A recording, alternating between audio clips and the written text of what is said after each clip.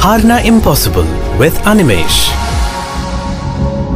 डर मुझे भी लगा फासला देखकर, पर मैं बदलता गया रास्ता देखकर। खुद ब खुद मेरे नजदीक आती गई मेरी मंजिल, मेरा हौसला देखकर।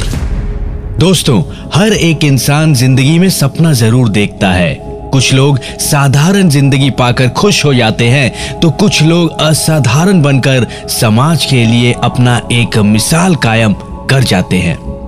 आज की कहानी अरुणिमा सिन्हा की है, जिनके सामने मौत ने एक बार नहीं 2 बार घुटने टेके थे।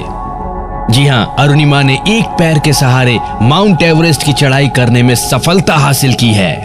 क्या है अरुणिमा की कहानी, चलिए जान लेते हैं। अरुणिमा का जन्म 1988 में उत्तर प्रदेश की राजधानी लखनऊ से करीब 200 किलोमीटर दूर अंबेडकर नगर में हुआ था। पिता आर्मी में इंजीनियर थे और माताजी मेडिकल डिपार्टमेंट में सुपरवाइजर थी। बचपन से ही अरुणिमा को स्पोर्ट्स में बहुत लगाव था, इसीलिए शायद वे बड़ी होकर 7 time Indian national volleyball player बनी। उनके जिंदगी में सब कुछ बहुत अच्छा जा रहा था, लेकिन 11 अप्रैल 2011 की वो रात अरुणिमा की जिंदगी की सबसे डरावनी और दर्दनाक रात थी। अरुणिमा लखनऊ से दिल्ली ट्रेन में सफर कर रही थी। रात के करीब 1 बजे कुछ लोग ट्रेन के डब्बे में घुस गए और अरुणिमा के गले से उसका सोने का चेन खींचने की कोशिश करने लगे। अरुणिमा ने इसका विरोध किया और वो लड़ती रही। वो अपना चेन उन्हें नहीं देना चाहती थी। काफी देर कोशिश करने के बाद इन 4-5 लोगों को जब लगा कि वो असफल हो रहे हैं, तो उन्होंने अरुणिमा को चलते हुए ट्रेन से बाहर फेंक दिया। लेकिन इतना ही काफी नहीं था। उसी वक्त दूसरे ट्रैक पर ट्रेन आ रही थी। वो उससे टकरा गई और उसका बायां पैर ट्रेन के नीचे आ गया। अरुणिमा दर्द से चिल्लाती रही। दूर दूर तक कोई नहीं था उसकी मदद करने के लिए। अब ट्रेन उसके पैर के ऊपर से निकल चुकी थी। ट्रेन के उसके पैर के ऊपर से निकल जाने के बाद जब उसने देखा, तो उसे दिखा कि उसका एक पैर कटकर जींस में लटक रहा है। सोचिए क्या डरावना दृश्य होगा। खुद का पैर पूरी तरह से कट चुका है। सोचिए कितना डरावना दृश्य होगा। उसने अपने दूसरे पैर की ओर देखा। उसने देखा कि उसके दूसरे पैर की हड्डी टूट टूट कर शरीर से बाहर निकल रही है। वो पूरी रात ट्रैक पर पड़ी रही, चिल्लाती रही, लेकिन कोई बचाने नहीं आया, बल्कि ट्रैक पर मौजूद चूहों ने उसके कटे हुए पैर को उतरना शुरू कर दिया। वो होश में तो थी, लेकिन शरीर का कोई भी अंग दर्द के कारण काम नहीं कर रहा था। सुबह गांव के लोगों ने जब उसे देखा, तो उसे बरेली डिस्ट्रिक्ट अस्पताल में भर्ती कराया गया। जब अरुणिमा ने अस्पताल स्टाफ को कहते हुए सुना कि उनके पास एनेस्थीसिया और ब्लड की व्यवस्था इस इमरजेंसी केस के लिए पूरी तरह से नहीं है, तो उन्होंने कहा, सर, मैं सारी रात ट्रैक पर अपने कटे पैर का दर्द बर्दाश्त कर चुकी हूं, मैं सह लूंगी। आप विश्वास नहीं करेंगे उसके बाद क्या हुआ।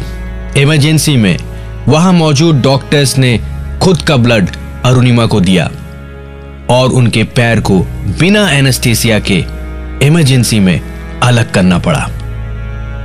बिना एनेस्थीसिया के एक पैर को काटकर अलग करना कितना दर्दनाक हुआ होगा, आप कल्पना भी नहीं कर सकते। हम आप कोई भी कल्पना नहीं कर सकते।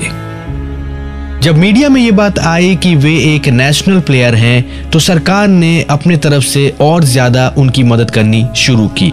उन्हें केजीएमसी मेडिकल कॉलेज लखनऊ में एडमिट किया गया और फिर वहां से एम्स के अस्पताल में 4 महीने तक वे भर्ती रहीं। इन 4 महीनों में अरुणिमा की जिंदगी जो थी वो पूरी तरह से बदल चुकी थी। लोगों ने उसे लाचार समझना शुरू कर दिया था, लेकिन अरुणिमा ने अपने आप को टूटने नहीं दिया था। उसने मन ही मन ये बात सोच लिया था कि आज उन सब का दिन है जो तरह तरह की बातें कर रहे हैं, कल का दिन मेरा होगा।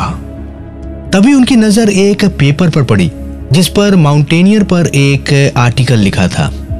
यहां से अरुणिमा को पहाड़ों पर चढ़ने की रुचि जो है वो जागी। जब परिवार के लोगों ने यह सुना कि अब अरुणिमा इस हालत में पहाड़ पर चढ़ना चाहती है, तो सभी ने यह सुनते ही ना कह दिया। उन सभी का ये कहना था कि तुम्हारा एक पैर आर्टिफिशियल है, दूसरे पैर में रॉड लगा है, तुम पागल हो चुकी हो, तुम्हारे स्पाइन में भी फ्रैक्चर है, तुम ये सब सोच कैसे सकती हो।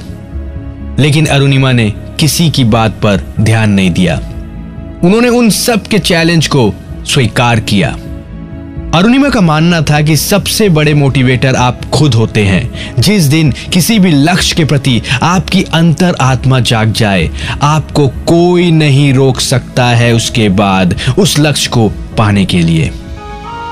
अरुणिमा ने चैलेंज तो एक्सेप्ट कर लिया, लेकिन यह काम बिल्कुल आसान नहीं था।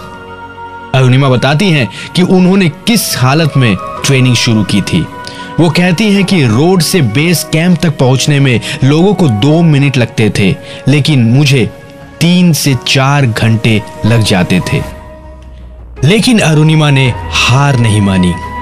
उनकी इच्छा शक्ति जो थी वो काफी स्ट्रांग थी और इसीलिए उन्होंने धीरे धीरे ट्रेनिंग लेना शुरू कर दिया। 8 महीने की कड़ी मेहनत के बाद आखिरकार वो वक्त आया जब अरुणिमा को माउंट एवरेस्ट की चढ़ाई करनी थी।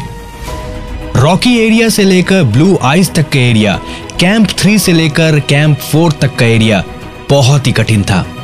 मुसीबतें तो बहुत आई, लेकिन अरुणिमा लगी रही, अपने लक्ष्य की ओर बढ़ती रही। सोचिए, एक इंसान जिसका एक पैर नकली है वो पहाड़ पे चढ़ रहा है, और वो पहाड़ कौन सा? माउंट एवरेस्ट की चढ़ाई कर रहा है। बीच में ऑक्सीजन खत्म होने की भी खबर आई। ऐसी हालत हो गई कि जान जो है अब वो किसी भी वक्त जा सकती है। सब ने अरुणिमा से कहा कि अब हमें वापस लौट जाना चाहिए, जान रही तो एक बार फिर से हम आ जाएंगे। अरुणिमा ने अपने सर को ऊपर उठाकर देखा। उसे एवरेस्ट की चोटी जो है वो नजर आ रही थी। उसका मानना था कि हमारे जीवन में गोल्डन चांस बार बार नहीं आता। उसे अपने माँ की बात भी याद आ गई। जिंदगी में कभी कभी ऐसी परिस्थिति आती है जब आपको अकेले डिसीजन लेना पड़ता है। तब आप जहां पर हो वहां से हल्का पीछे मुड़कर देखो। ये सोचो कि आप एक एक कदम चलकर यहां तक पहुंचे हो। सिर्फ अपना एक कदम आगे बढ़ाना, आप देखना कुछ देर बाद आप टॉप पर होंगे। अरुणिमा के साथ वही हुआ। 11 अप्रैल 2011 में उनका एक्सीडेंट हुआ था। उसके 2 साल बाद ही 21 मई 2013 को 10:55 पर वो माउंट एवरेस्ट के शिखर पर थी। जी हाँ दोस्तों, अरुणिमा सिन्हा बनी दुनिया की पहली female amputee mount Everest climber. Arunima को बहुत सारे अवार्ड जो हैं वो मिल चुके हैं। अरुणिमा को 2016 में फर्स्ट लेडी अवार्ड मिला। मलाला अवार्ड उनको मिल चुका है। यश भारती अवार्ड से उनको सम्मानित किया जा चुका है। रानी लक्ष्मीबाई अवार्ड भी उनको मिल चुका है। शान लखनऊ से भी उन्हें सम्मानित किया जा चुका है। 2015 में पद्मश्री अवार्ड से सम्मानित किया गया अरुणिमा सिन्हा को। तो ये थी अरुणिमा की कहानी। कैसी लगी जरूर मुझे बताइएगा। एक और ऐसी कहानी लेकर मैं अनिमेश आपसे मिलूंगा नेक्स्ट वीक। तब तक अपना ख्याल रखिए और याद रखिए, उम्मीद खोना हाथ पांव खोने से कहीं अधिक बुरा है।